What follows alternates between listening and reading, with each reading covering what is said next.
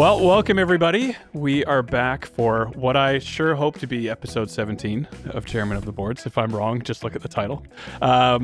You will notice today it is myself and the rig doctor, Mason Marangella, but we are missing a chairman. Yeah. I don't know, Mason, if you want to say a couple words about this. Yeah. Well, Brian selfishly decided to get himself sick. And, you know, we're very disappointed with his choice. Being sick is a choice. So being sick is a choice, as we know. You know, I think that's scientifically proven. And, you know, so he's at home. I mean, let's just take sick out of the equation. Let's just say the things that are true. He's in bed, right? Usually not a good sign. Middle of the day. Yep. Right? Abandon his kids. Alone in bed. Multiple kids. Yep. Not doing any cooking, not sharing any of the division of labor within the household. In any other context, this is a bad look. But agreed. Albeit Brian is ill, and we of course are kidding. And so he can't be here today because, you know, he wants to have his very best voice. He doesn't want to have a really gravelly voice or no crackly chords for Brian. So we're gonna let him rest up, and we hope he gets well soon, and he's back to pedalboarding in no time and can join us here in the Chairman of the Boards. So we will do our best to bring the spirit of Brian Omilion between the two of us, and you know, everybody. I have in the spirit of Brian, my triple filtered Starbucks water. Wow, they filled up your bottle. My bottle, yeah, very kind at Starbucks. Is Not that a sponsor of the show, but is it a mezcal water. bottle? I believe it's an old rosé bottle that was laying around, and now it holds water, not vodka, as some would believe. And Mason, you have pointed out in the past, water, H2O. Yes. One thing that I think, and I said this to Grant before, that we need to point out is that Grant has a commitment to hydration, which I think all of us could aspire to. Because invariably, whenever we've done any Zoom meetings, he has a bottle of water that he's drinking from. And I think that's admirable. I think all of us could afford to be more hydrated. And I think Grant could be one of our leaders. So if you know of anybody who runs a bottled water company, filtered water company, or maybe a filter that could attach to an ordinary tap. There we go. We'd love to have them as a sponsor of a show. We've also talked about AstraZeneca. We've talked about Xeljanz, we talked about osteoporosis. So we are completely open to a pharmaceutical endorsement and or water or watered filtration company. So just want to put that out there. Big pharma and big hydration, all welcome. Yeah. But in the meantime, I should say that we do have an amazing sponsor by the name of the Guitar Sanctuary, and any of the things that we talk about today, because we have a really cool topic today, which I think vexes a lot of people. If any of the product suggestions or any of the product suggestions that we've made over time, if you're interested in those products, we have a link in the description if you're watching us on YouTube, and we're going to have a link in our podcast notes that is going to the Guitar Sanctuary, which is not only a great store that carries both our products and Goodwood audio products, but is the home of Brian Omilion. So if you're interested in having a pedalboard built as well, you can contact the Guitar Sanctuary, and Brian can get you a quote for what it's going to take to build you the rig of your dreams. So we highly recommend that you check out the Guitar Sanctuary if you haven't already. We're going to have some great recommendations of products today on the topic that we're going to be speaking on. So definitely do check them out. That link is in the description or in the show notes if you're watching this or listening to this on your favorite podcatcher. But Grant, I will pass it back to you with our plug for pharmaceutical company endorsements and the Guitar Sanctuary. Which is actually a great transition, I'd say, from the Guitar Sanctuary and all of our other potential sponsors to the topic of today, which is everything around volume pedals. Types of volume pedals, big, small, plastic chassis, metal chassis, active, passive, what impedance you should get, and my favorite part, where you should put it in your signal chain and the effects that that'll have. So It's something that we were, briefly chatting before this that comes up a lot with customers that I'm chatting to or people that have questions is, obviously where they should put it in their chain. But I think we should probably talk and maybe cover a little bit of the different types of volume pedals first, because that also is very important. And so why don't you're the impedance expert, Mason. So why don't you talk about some of the impedance types people might be getting and where that might affect the placement in their signal chain? Yeah, so just a quick vocabulary overview about impedance, and I know that sometimes that word can feel like it's a $10 word. I think that the basic thing, if we were going to just distill what this means, I think when we're talking about something that's high impedance, it typically means that it's real sensitive to everything. When you're talking about something that is really sensitive, we're talking about high impedance. When something's not very sensitive, we're talking about low impedance.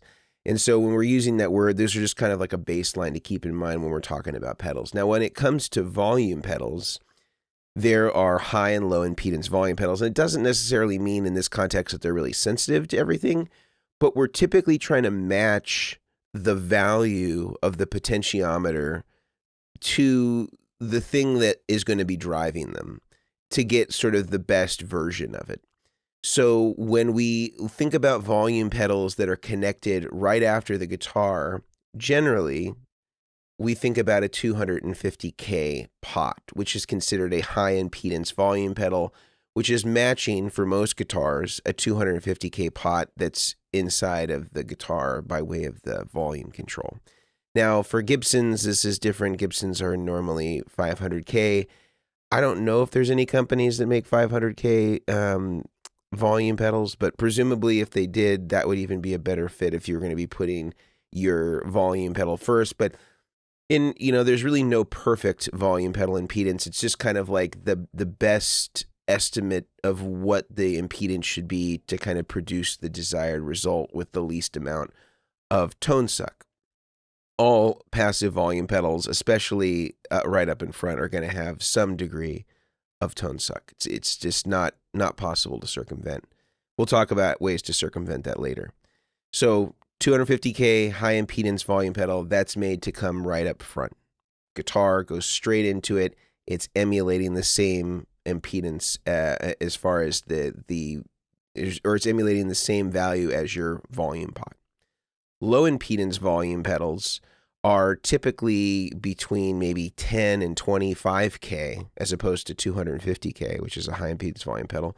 And these are generally designed for two applications. One is for active pickups. So if you had active pickups and you still wanted to use a volume pedal up front, you would put it there. But I think more commonly, you're putting a low impedance volume pedal more in the middle of your chain after your overdrives and distortions. We'll get into more of that as we go. The other place that you would use in the low impedance volume pedal might be in the effects loop, depending on your effects loop, because that tends to be a lower impedance environment. And then we have, of course, active volume pedals, which are powered and have buffers. But we'll get again more into that. But those are kind of like the overarching categories. High impedance, really designed to go right after the guitar. Low impedance, designed to go somewhere after some sort of signal conditioning. When it's in the middle of your chain, you're obviously having some amount of pedals on or a buffer on before it. It's better if you go low impedance.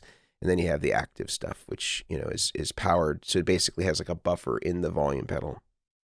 So if we were to sum this up and give like a couple of hot tips, we would basically be saying low impedance volume pedals, 25K below, maybe between 10 and 25K, can go anywhere in your signal chain.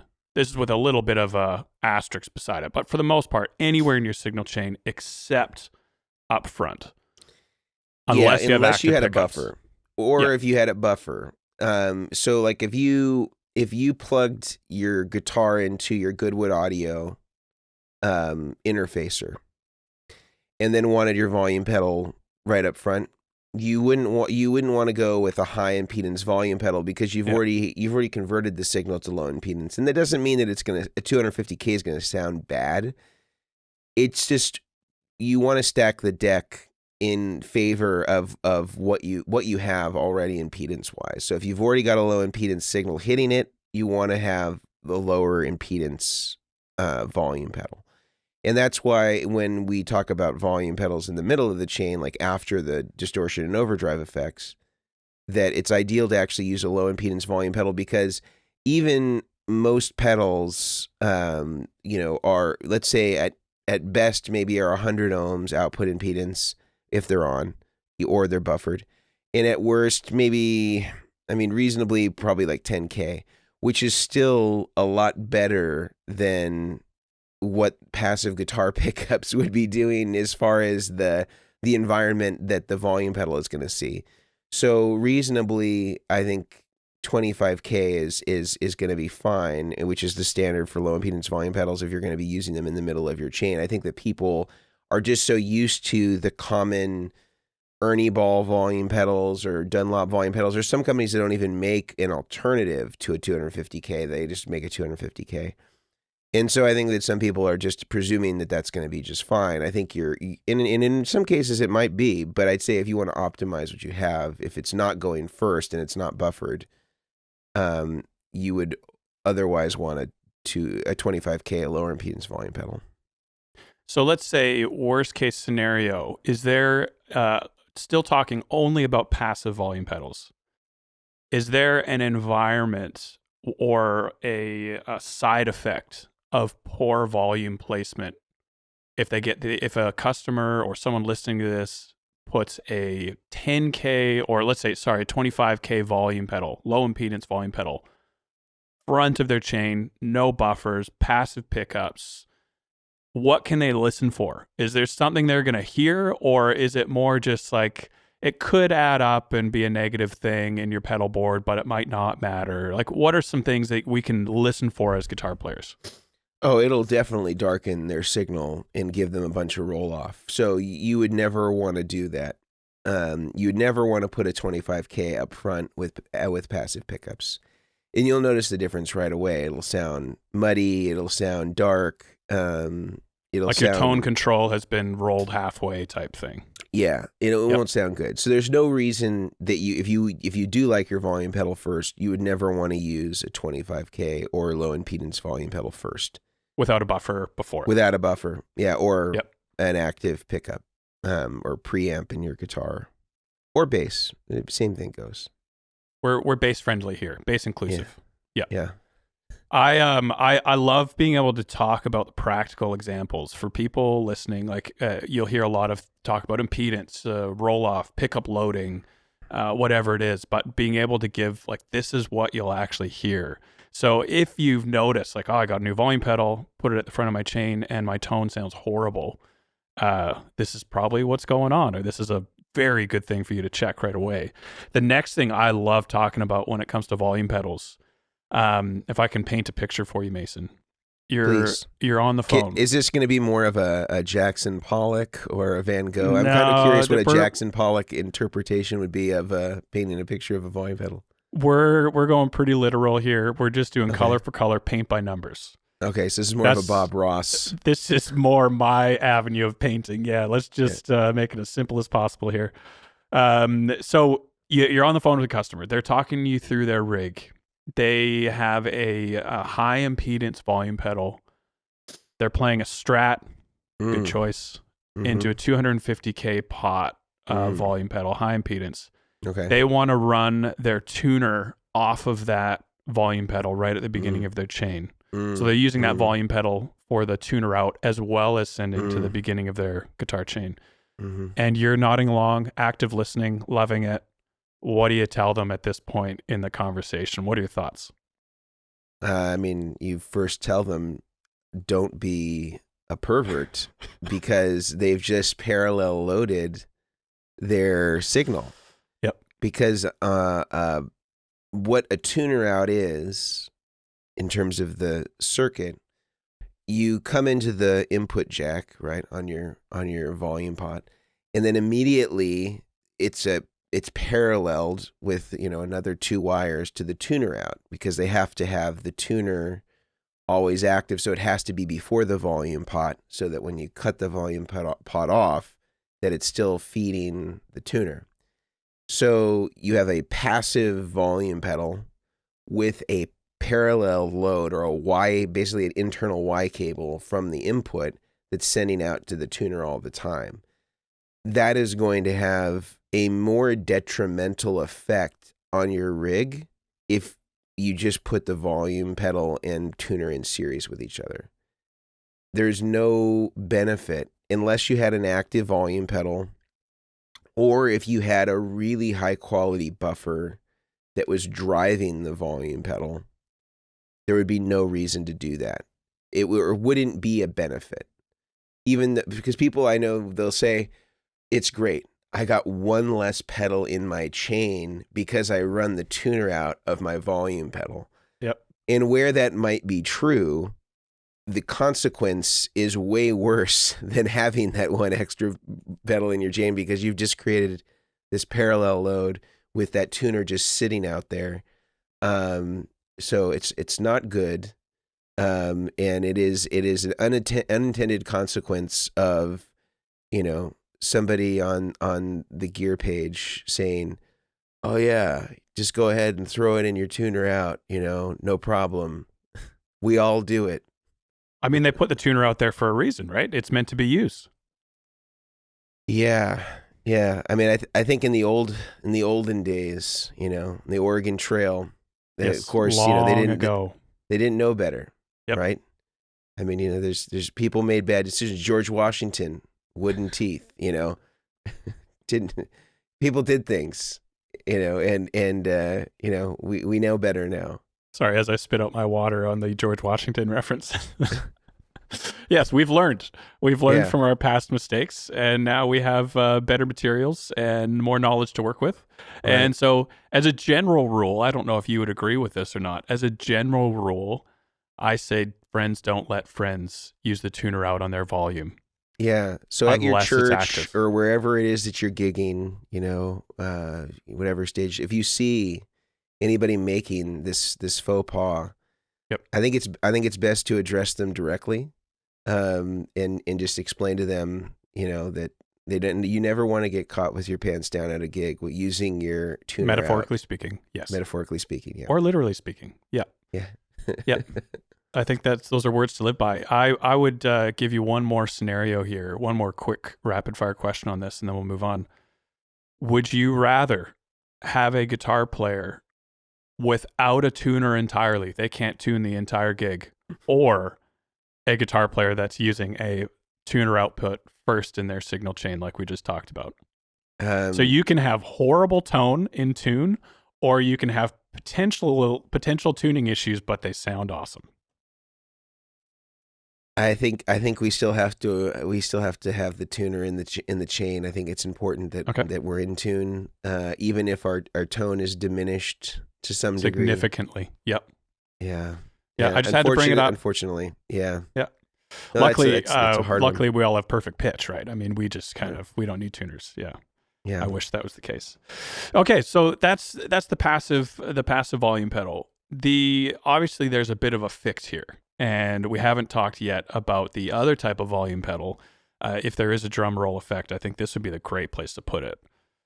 Okay. Editors, go ahead. Editor's note, active volume pedals. So this is kind of the best of both worlds. You talked earlier about, you could have a tuner out on that volume pedal, and it would be mitigated by the fact that you have a good high quality buffer before that volume. So driving that volume pedal. And then some companies came along after the Oregon Trail fiasco, like you talked about, and they said, why don't we just put the buffer inside the volume pedal? The files are in the computer. And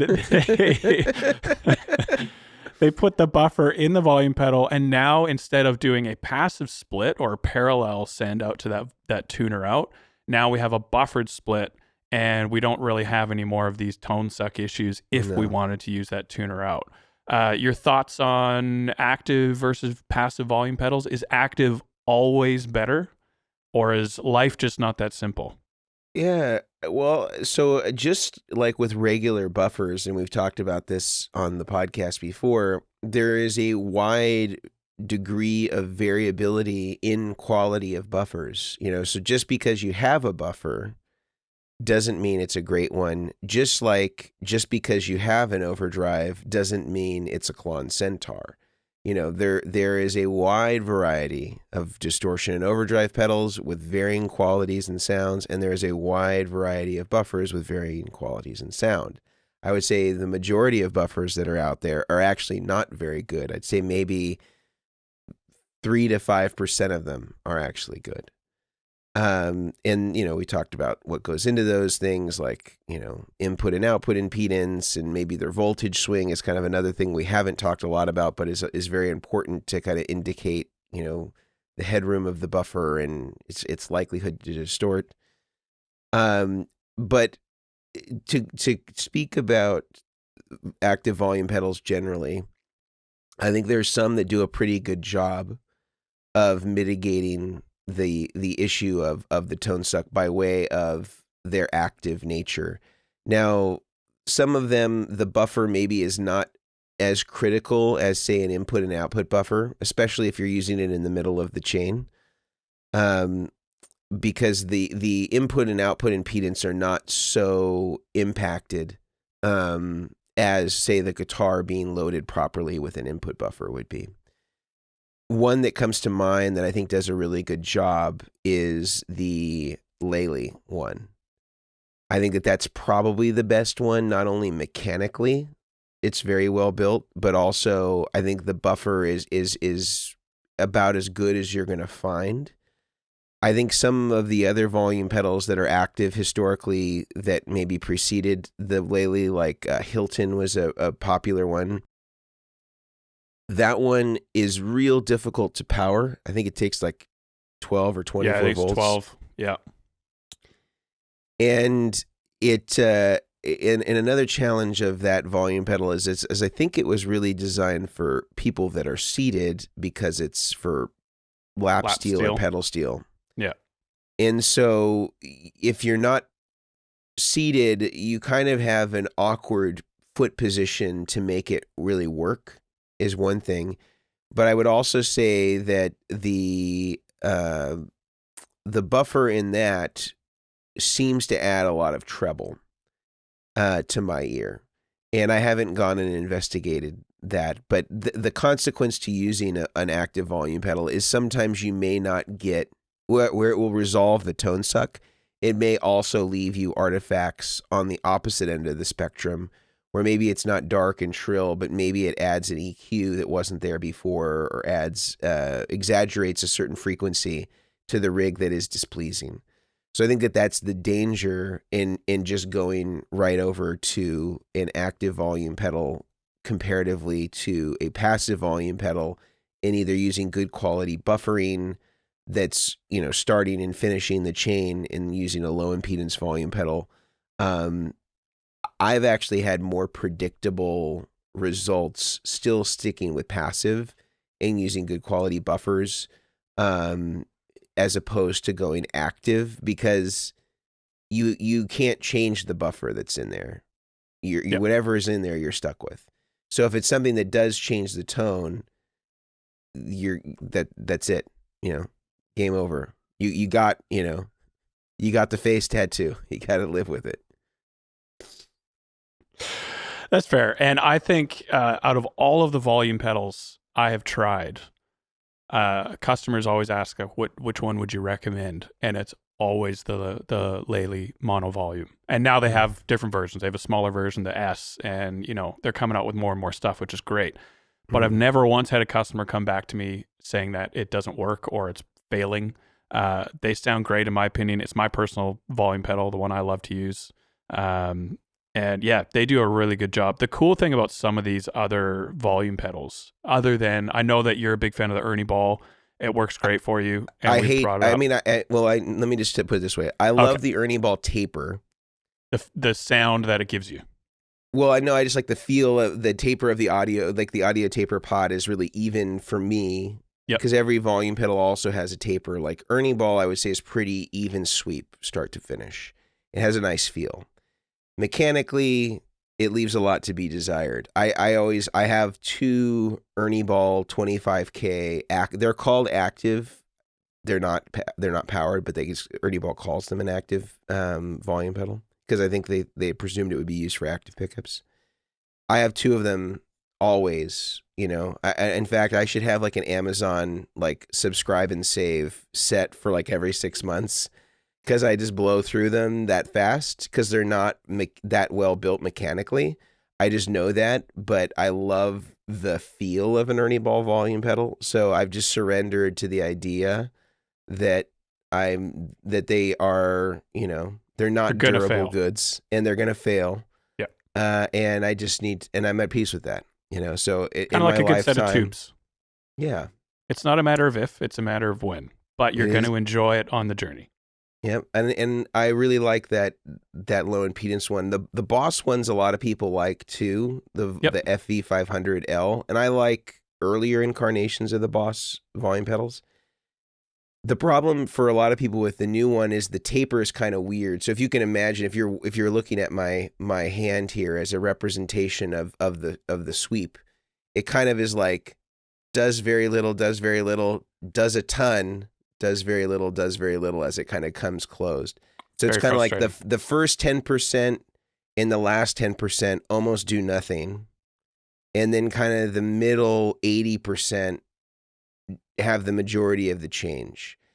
And I had talked once to one of the guys that was a designer at Boss, and he had said that the reason that they made the taper that way is they felt like the changes that people needed to make toward the beginning and the end of the sweep were less consequential, and they wanted to give people the widest sweet spot in the middle of the taper. And that was their justification for why they did it. Now, I don't know why they had changed it, because if you go to the previous version of a Boss volume pedal, which was the FV300, it's very even, almost like an Ernie Ball. The problem is that it's 13 inches long, and there's not very many pedal boards, that it'll even fit on, because it's so. I mean, then that doesn't even include the jacks, right? So you have to be very committed to that volume pedal, and when you open it up, of course, it's just like a little slider pot, like in the back, and third a huge 13-inch enclosure. Yeah, and that's, so they were really, if you have like a size 12 or above, they were looking out for you. Because I think that's the year they were going after the musicians in the NBA. I think that's where that came from. They're looking for all the people that were transitioning out, that were retiring. Yep, all the 35-year-olds leaving the NBA needing a hobby. They got them covered. Yep. Yeah. No, I think that's fair. I really do like the feel of the Lely. The cool thing with these volume pedals as well is there's a huge range of approaches to mechanically building these as well. So you have a lot of companies do a physical volume pot inside that is moved by the movement of the top of the volume pedal. As your foot moves, it moves a physical volume pot, like Ernie Ball, like Dunlop. Dunlop does it with a gear. Ernie Ball does it with a string. Boss, I can't even remember how Boss does it on the... Boss is a pot as well, but it has sort of like... It has like multiple sort of like plastic hinges that move the volume pot, at least on the 500. On the on the 300 series, it was a slider pot, like an EQ pedal that was being moved. And Bloomery, I don't know if you still remember Bloomery or not. Yeah, I do remember. They did something similar with the slider. My biggest frustration with them is they were never fully on. You could put the volume pedal all the way up, and it would. That was also weird. That was also a weird one because you had to go past parallel. You have to be flexible. You have to be very flexible and have skinny feet. But they were also, they were committed to your at least your dominant foot's sort of heel flexibility, which could be. And I think they were sponsored by shipping companies because they were very, very heavy, painfully heavy. And so shipping on that would have been fun. So there's these mechanical approaches, and then you have the Hilton, you have the Lely, and they use more sensors to kind of figure out where the volume position is at. The pro to this is there's less mechanical parts to break down. So the only moving part, correct me if I'm wrong here, is the axle that the top of the volume pedal is actually using as a pivot point. And so these tend to last a lot longer. They also are much more expensive. I think a Lely is $300 plus for the mono volume, and Hilton would be around the same. So you're paying for that. Yeah. I think if you're going active, I think Lely unquestionably is the best one. And the buffer is about as good as you're going to find. I think that if you're using it first in the chain, it's a little unloaded compared to what a normal guitar amp would be. So I think the Lely is like 2.2 megs, which is about double of what a guitar amp would be at 1 meg. A little bit of extra sparkle in there for you. Yeah, but if you're using it after your distortion, that input impedance won't matter. And it'll be totally fine. And I think that's unquestionably a good choice if you want to have, an active volume pedal. I think it's about as good as you're going to find. Yeah. Which is what I love about the Chairmen of the Boards podcast. We all have our different preferences. I'm a Lely active volume guy. You're an Ernie Ball. The sweep is beautiful kind of guy. Well, but I am connecting it to our boost pedal. And so even if I didn't have it, if I did put it first in the chain, it would be sort of irrelevant because it's in the expression loop of the Vertex boost. So it's got the buffer side of things well taken care of. Right. Yeah. Which actually you mentioned before about putting the Lely after your distortions, after your overdrives, if you're using an active volume pedal, in that case, the Lely, which brings me up to my next question. This is the one I'm passionate about. Curious, Mason, where you personally put your volume pedal in your signal chain. Not physically positioned on the board, which is another question I get. If my volume pedal is off to the right on my pedal board, it means I have to put it first in my chain, right? But no. That is not the case. You can put it on the right-hand side of your pedal board and wire it wherever you want in your signal chain. Where do you put yours? Where is yours sitting in your signal chain? Invariably, well, it depends on the amp that I'm using, but usually if it's in a rig where everything's in front of the amp, I'll just put it after the distortion pedals and overdrive stuff. If it's an amp with an effects loop, I'll put it in the effects loop. And that can be tricky with volume pedals because there's no standard for effects loop impedances. And so sometimes the challenge that you'll have is you'll have the volume pedal in the heel position and it'll still have some volume getting through. And so it can sometimes be a little tricky to find volume pedals that work in your particular amp's effects loop because they may work in some but not in others. So if it's an effects loop amp, then I'll use it there. And the reason why is that if your amp is producing distortion, which would be really the only reason to use an effects loop, if your amp is clean and has an effects loop, there's not going to be any benefit for you to use it. Is that in essence, if my volume pedal were in front of my amp or after my distortion pedals, but into a dirty amp, and I brought it down, it's going to have the same sort of consequences putting a volume pedal before overdrive pedals. It's going to not only reduce volume, but is going to reduce the saturation and gain and clean up the amplifier. And I like to use my volume pedal as a master volume control, but have my trails behind the volume pedal. So when I cut off the volume, I'm still getting all my repeats following it. It's not cutting off the repeats of the delays, reverbs. Yeah.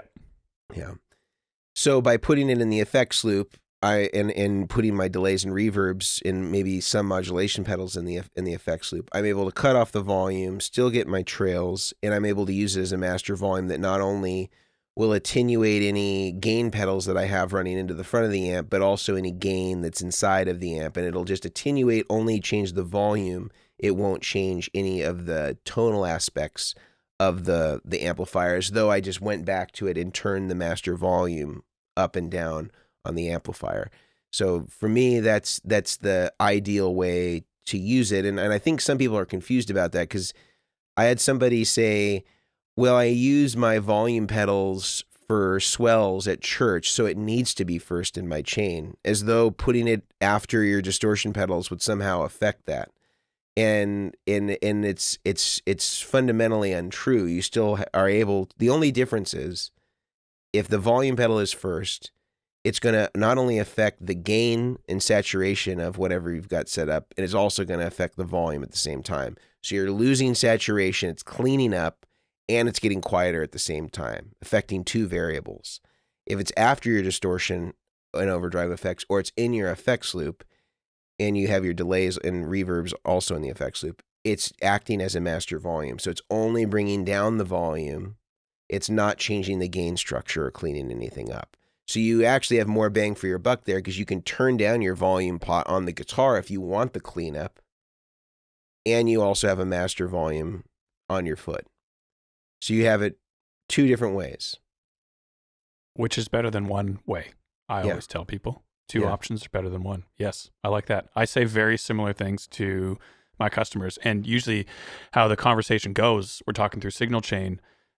They say volume's up first or very close to, maybe after a buffer, but either way, it's before the overdrive section and distortion section of their pedal board.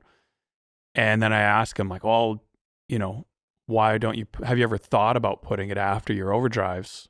And it'll totally change the sound of your volume when you do a sweep or when you pull it back. And I can see the question marks in their expression right away. Like, oh, I've never actually thought about that. Like, it never crossed my mind. And I tell them a similar thing in terms of, if you have your volume pedal up first or very close to the beginning of your signal chain, you can clean up on your guitar, and your volume pedal is going to act very similarly as well. So you're kind of just repeating things unnecessarily. I will say, though, as a side to that, I explain all of this, and some people say, no, I still want it at the beginning, because I can't do with my pinky finger on the volume pot on the guitar, or however you control your volume pot on the guitar.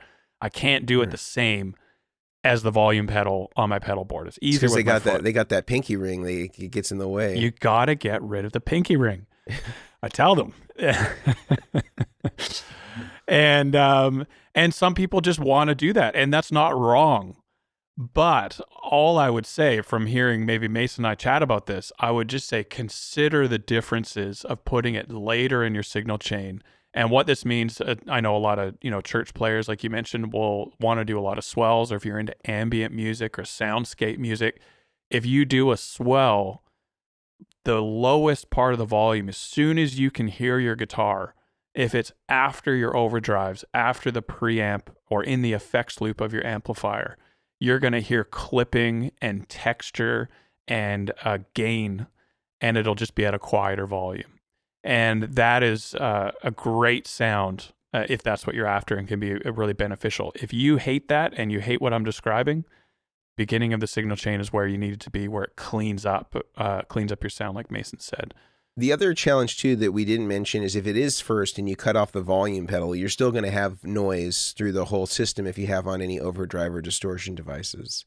Yeah. So you're still going to have, because if you put a volume pedal after your distortion devices or in your effects loop, when you cut it off, the preamp is cut off, and all of the distortion pedals and overdrive pedals before it are cut off. So those are not making it through the signal anymore. So that's totally quiet. If you put it first, you cut it off, and the only thing it's shutting off is any noise that's associated with the guitar. Everything else that's on, that's still coming through the amplifier. Yep. Your Leslie cabinet is still spinning and still making noise. Yep. Yeah. It's all happening, which is actually one other thing that we haven't touched on yet, and I don't think we need to spend a ton of time on, but it's good to chat about as far as signal chain goes and how signal chain relates to it. You mentioned before you like putting your volume pedal, if your amp has an effects loop, first in the effects loop. So it might go volume pedal, flanger, delay, reverb, finish off the effects loop and out to the speaker. Mm-hmm. There are also, and I should back up one more step here. And then when you pull back that volume pedal, whatever's left over, the repeats in your delay, the decay of your reverb is going to finish until it is done. Until it's said its piece, until all the repeats have finished, until all the decay is done. Which I hear you like about a 12-second decay on your reverb. Is that right, Mason? Just nice and long. That's true. Yeah. Give me 12 seconds or give me death. That's the saying in the Marangella household. That's my. I have a stomach tattoo that says that. Yes. Was going on the face, backed out last second, moved it down to the stomach. Yep, love that. So if the volume pedal is before your delay and reverb, that will be allowed to happen. No new guitar note can pass through if the volume pedal is off, but whatever was played previously will keep decaying, keep repeating until it's done. But now there are also stereo volume pedals, or if you're running a mono rig, a mono volume pedal, people might ask, why not put it right at the end of the chain? It's a safety net. I pull that back no matter what. Nothing makes it through to the end of into the amp speaker, I should say. Mm-hmm. And if you experiment with this as well and you want to do swells, it's going to sound, you aren't going to get any of those repeats that a swell is associated with. You swell into your into a sound, you play a guitar chord, turn your volume pedal on, it'll sound good, you pull it back off, and there's going to be dead silent. No repeats, no decay, none of that. So at the end of the signal chain as well is probably, if that's, again, I should say, if that's the sound you're after, all the power to you. The majority of people probably would not be after that sound because it is almost too controlled. There's too much control on your final volume. It's as if the person at the sound desk, if they're controlling you in front of house, just pulled your guitar out. Nothing is going to come through, which depending on what you're playing, maybe that's great. Maybe if you're hitting a few bum notes, that's what needs to happen. But that isn't actually going to benefit in the typical sense. It's not going to benefit you to put your volume at the end of the chain as well. So signal chain placement in my mind is very important, just like any other pedal, very important to consider. It's not something you just slap down on your board and Bob's your uncle, you're finished. That's the perfect placement for your volume. There are things to consider as far as signal chain. We've talked about impedance, active versus passive. Are you going to use the tuner out on your volume? Are you going to have a backup volume if it's something that could fail you at any time? The Ernie Ball broken string being the classic example. But there's pros and cons to all of these. Yeah. The only thing worse than an Ernie Ball string breaking on a volume pedal is trying to replace it. Yeah. I got a boneyard of broken strings. I'm sure you do. I'm sure you do, man.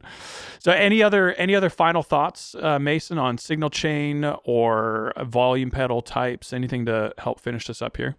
Well, I think there's a few things. I think just to name again that if you want your volume pedal to fully emulate what the guitar volume pot does on your guitar, putting it first is unquestionably the right place.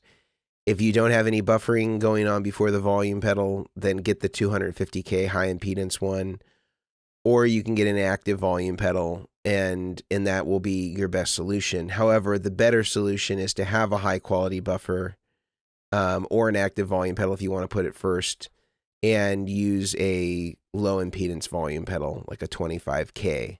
If you're putting it in the middle of the signal path between your overdrive and distortions and then maybe your modulations, delays, and reverbs, I would use a low impedance volume pedal in that position. Equally, if you're using it in the effects loop, you probably are going to be using a low impedance volume pedal. I would say that as far as recommended products, maybe we could just kind of have a baseline list for people. So like if they wanted to go check it out at the Guitar Sanctuary, they could check out our link and see some of our recommended volume pedals there. Should we just maybe generate a quick kind of approved products of both active, passive, low impedance, high impedance that will be kind of our recommended products here? Yeah, absolutely. I think for me, it would be the Lely. That's no surprise. I've already sung their praises. For active, for sure. For active. And then for passive, I do like the Ernie Ball. It's been a long time since I've used one, I have to admit. But that was my first volume pedal, and it was awesome. Felt great. My biggest thing was the string breaking. which is it's not new. The other really common one that I actually I would probably hesitate to recommend, but is out there prolifically, is the Dunlop, the DVP series. They work great for the first, typically for the first like 6 months, and then they start kind of loosening up, and you can't quite fix them perfectly. I've had to do workarounds for that. So I would probably stick with Ernie Ball and Lely as my favorites. There's also, for passive, I would recommend as well the A3 Stomp Box. They do some good stuff as well. I think it's the company's called A3 Stomp Box or A3. Okay. They do a range. They're in Korea, I think, right? Yeah. Great guys as well, but they do a good passive volume pedal with multiple options as well. So those would be my recommendations. Cool. Yeah, I would say I would agree with the active volume pedal being the Lely is I think is the gold standard. And I think also just the shape and positioning of it is also conducive to, a regular person's foot. It's not for lap steel or pedal steel enthusiasts. I would say for passive Ernie Ball, I like the Taper of best. I also think that the Boss ones are good, and they also make a low and high impedance version, just like the Ernie Ball makes a low and high impedance one. The Ernie Ball low impedance version, again, is called their active volume pedal, and it's a 25K pot, and it's not powered, but they just call it active. And then the more standard one, I think, is just, I don't think that they have any designation. I think it's just they call it the Ernie Ball Volume Pedal Junior or whatever it is, and that's typically 250K. And then the Boss versions, it's FV500H for high impedance, that's 250K, and FV500L, that's low impedance. And the low impedance one is stereo, but typically most of us will not need a stereo volume pedal since the positioning is ordinarily after your overdrives. There's not any stereo overdrives that I'm aware of. So there's no need to use it. And one hack that I'll tell people if they do get into trouble with the Boss stereo volume pedal is that there's actually 3 pots inside of the FV500L. All right. There's set 1 of input and outputs. That's one pot. There's set 2 of input and outputs, that's volume pot 2, and then there's an expression, which is a third pot.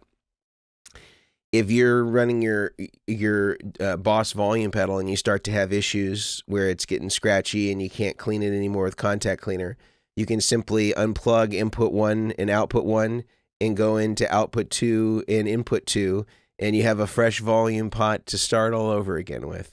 So perfect. If you have a Boss FE500, you're finding it's getting too scratchy, it's not cleaning up anymore with your deoxit when you spray the pot, you can just move to the second set of inputs and outputs, and you get a fresh start for, the next 6 months until that one starts to go bad.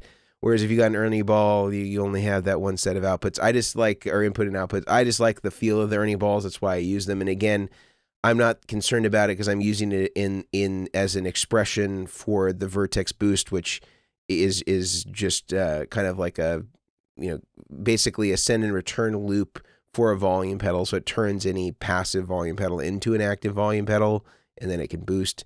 And so I use the Ernie Ball volume pedal in that. So even if I was concerned about tone suck, that eliminates that concern.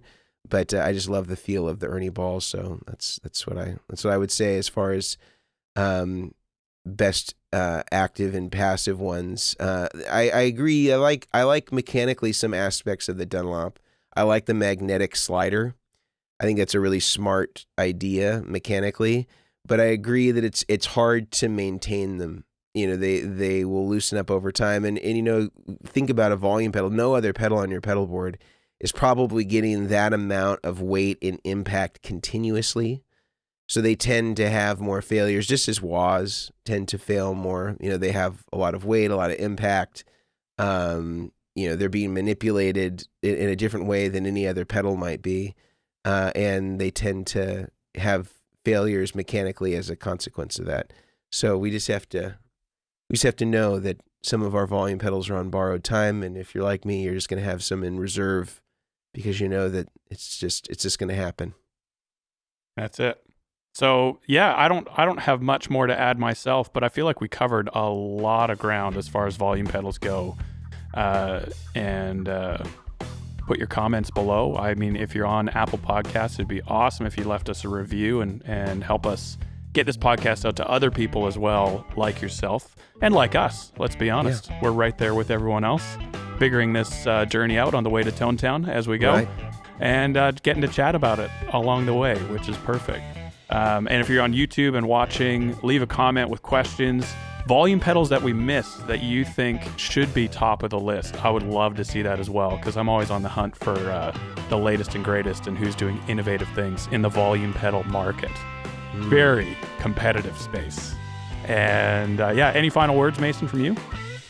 No, I think again, just, leave us a review. It really does help. It's kind of like the most advantageous way for us to be able to promote the podcast. And then, of course, as I mentioned earlier, if any of these products sound like they are interesting or intriguing to you and that you may want to purchase a Lely volume pedal or an Ernie Ball or a Boss or whatever we talked about, Guitar Sanctuary carries all of these things, and they are a sponsor of today's podcast.